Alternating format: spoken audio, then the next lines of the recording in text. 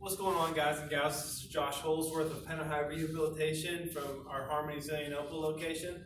Thanks for joining us for our third episode on the cycling for the cycling community. I think it's also important to note that not just for cyclists, for anybody that's looking to improve their mobility and improve their function.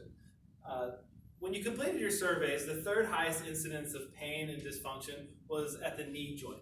I think a great place to start is a proper bike fit. If you'd like, you can go and get a professional bike fit, or if you want to keep it a little bit more simple and do some self-treating, a quick fix is adjusting the seat height. So if you're experiencing more anterior knee pain or front of the knee pain, what you can do is go ahead and increase your saddle height a little bit, a couple centimeters at a time. Test, retest, go for a ride and see how you feel. If it makes it better, great. If you're experiencing more posterior knee pain or pain in the back of the knee, go ahead and lower your seat height. Go for a ride. Again, test, retest, see if it helps. If not, I'm going to go into a little bit more detail and maybe some exercises that might help you out. To break down the pedal cycle, so if you're going to look at it like the hands on a clock, from 12 o'clock to 3 o'clock, muscles primarily active are your gluteus maximus and your hamstrings or your hip extensors. If you go from 3 o'clock to 6 o'clock, the muscles most active are going to be your quadriceps muscles or your knee extensors. It is unlikely that mobility is restricting you from performing, from doing the active cycling. So when you're pedaling your bike, your joints are never, talking about the lower body here, your joints are never at the end range of motion. So mobility is probably not what's causing the knee pain. However, it doesn't mean you don't have any mobility restrictions that might be beneficial to your everyday life. So I have Caleb here with me again, and I'm going to go over some just quick tests to see, to show you what proper mobility is at the hamstrings and the quads. So first is a straight leg raise. If I keep his knee extended or straight, I'm going to go ahead and lift his leg up. Normal flexibility is going to be at about 70, 80 degrees. So that's textbook normal. If you have that, it probably that is satisfactory for everyday life. Good hamstring flexibility, 70 to 80 degrees.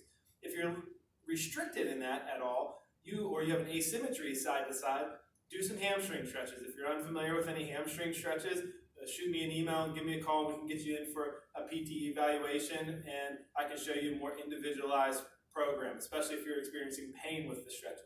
Go ahead and flip over onto your stomach. Next is going to be quadriceps mobility. So a quick test is if he's laying prone or on his stomach, bend his heel towards his buttocks. If I place my fist on the back of his buttocks, you can see that he's about a fist length away. That's what I consider to be adequate flexibility. If he's more than a fist length, would benefit from some quadricep stretches. Again, if you're unfamiliar, please shoot me an email and I'll give you a few to work on. As I noted just before, mobility is not what's likely causing your pain while you're riding your bike. Go ahead and stand on up here, Caleb. It's more likely a weakness or an asymmetry in strength. First, I'd like to talk about the hip abductors, or the muscle group on the side of your hip. I got a picture of it here on my app, so to help you visualize it a little bit. So first, again, I hope you all can see this. If I look at the back of the left hip here, this is your gluteus maximus. If I shed that layer, if I remove the gluteus maximus underneath it, and I think I gotta add one more here, there we go. The gluteus medius. It's a hip abductor which lifts your leg out to the side. It also has some rotational away from you components. If I remove that one and hide that away, the gluteus minimus, same thing. A hip abductor, a little bit of external rotation. And I'll talk to you in a minute about why that is important in the cycling community. So Caleb's going to go ahead and lay down on his side. First exercise is called a clam. So he's going to stack his feet on top of each other, bend his knees so his hips are flexed to about 90. He's going to get that rock solid core, tighten up those abdominal muscles, glue those feet together, and lift that knee up. He's tightening the muscles right here. That's more your gluteus medius, gluteus minimus. Go ahead, 3 sets of 10. If that's pretty easy for you, you can wrap a band around it. Okay? When you're riding your bike, you are primarily in the sagittal plane, meaning that your muscles are moving in a cycle this way. You're not doing much side-to-side movements at all. So this is a good way to work on strengthening the hip muscles that are the ones responsible for making the leg move to the side. why that's important is to maintain proper alignment of the knee. So if Caleb goes ahead and stands up, and you'll see here with this next exercise why that's so important. So go ahead and if you have carpet, you can get one of those moving sliders to put underneath your foot. If you don't, you can use hardwood floor and go in your socks, or a tile floor and go in your socks. So he has a slider here underneath his right foot, and I'm going to come to this side, see it a little bit better. First, he's going to slide that foot straight to the back. Okay, what I want you to focus on here, main point of performance to start, is his foot, his knee, and his hip are in all one straight line. Okay? If this muscle, this hip abductor that I just showed you, is not turned on, then that knee is going to collapse inward, which then is going to irritate the front and the inside of the knee. So that's why it's so important to work on strengthening those muscles when you cyclist, is so it allows you, it gives you the ability to keep good hip, knee, ankle alignment.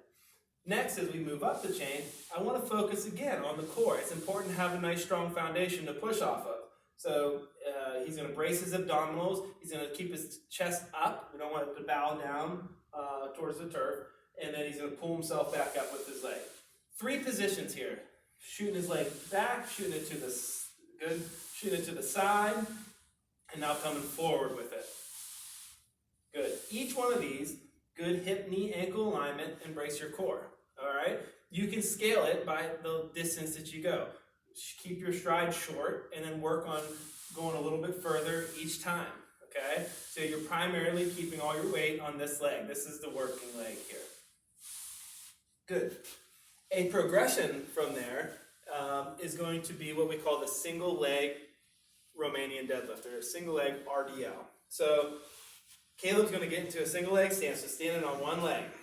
You can't see it with the shoes on, but I know that he has nice wide splayed toes and he's grabbing onto the turf. So he's going to grab onto the turf with his feet. He's going to keep a slight bend in his knees, and now he's going to push his hips back as he leans forward. So he's pushing his hips back as he leans forward. Good. And then pull yourself back up. So I think it'll be a little easier for you to see if we have him face to the side. So you're going to stand on just that left leg.